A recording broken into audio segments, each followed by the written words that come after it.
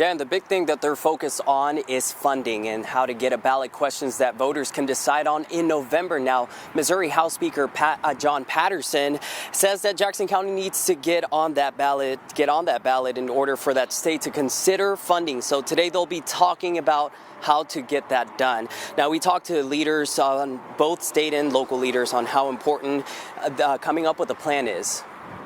Well, I think if we're going to realistically keep the Kansas City Chiefs, which I want to do, I think we will need to approve some sort of public funding, what number that is, that can be discussed.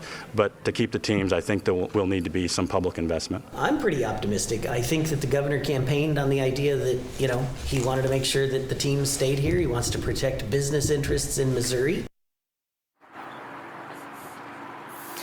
Now, County Executive Frank White is not going to be at today's meeting, but he did send us a statement last week saying, in part, quote, historically and even today, Jackson County has shouldered the overwhelming majority of taxpayer funding for these teams, providing well over 90% of public investment in their success.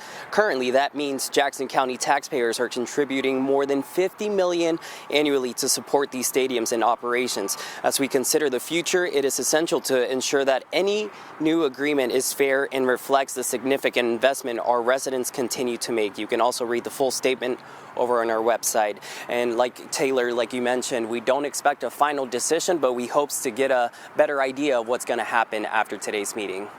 So the timeline, obviously, Marlon, is the big question in this. Both the Royals and Chiefs have kind of danced around the idea of when they might tell us something more substantial, more concrete about where they could be. Do we have any update on those timelines? Yeah, we heard earlier from this month from Royals owner John Sherman saying that he expects to provide some decision for the stadium later on mid-year. And he's also keeping an eye out on both sides of the state line. As for the Chiefs, they hope to make an update later on this spring. So that's something we're keeping an eye out on. All right, Marlon Martinez live for us this morning. Marlon, thank you.